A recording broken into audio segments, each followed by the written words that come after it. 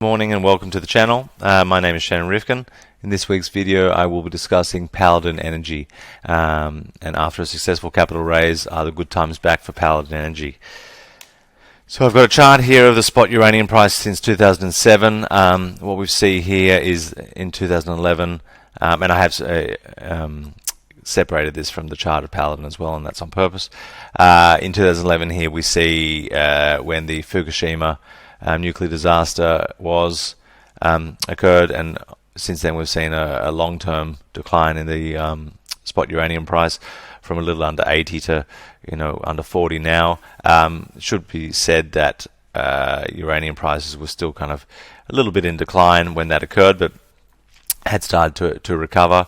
And since 2011, obviously we've seen a lot of countries around the world start to move away from nuclear energy because of its potential dangers, as we saw in Japan.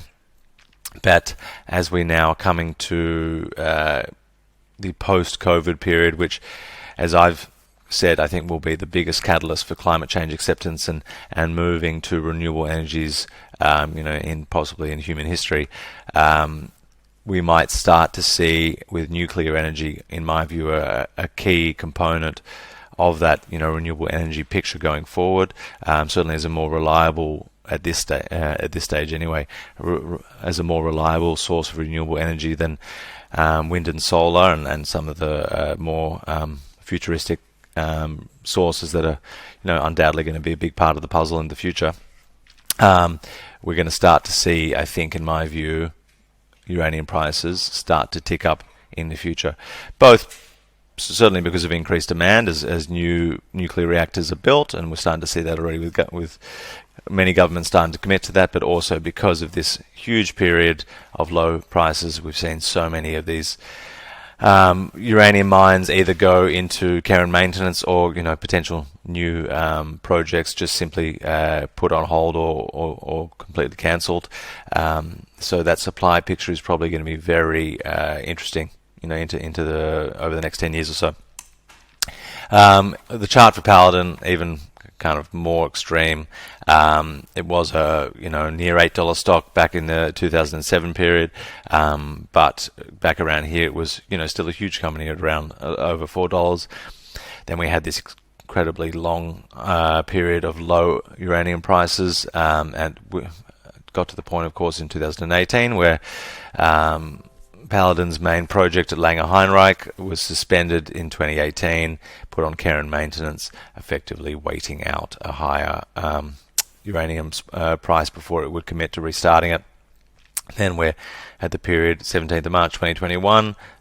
Even though spot prices haven't bounced that much, Paladin is seeing the writing on the wall and has picked its time to raise $220 million or so at 37 cents, which was a huge raise given the market cap at the time. But the fact it got it away so easily suggests that there are those in the market that are big believers in the story, and now is effectively just keeping that cash ready to roll on restarting the operations at Langer Heinrich when it feels the time is right. And of course at the moment as well it's starting to negotiate with potential buyers of the product, and that will also be a result of how the spot uranium price goes.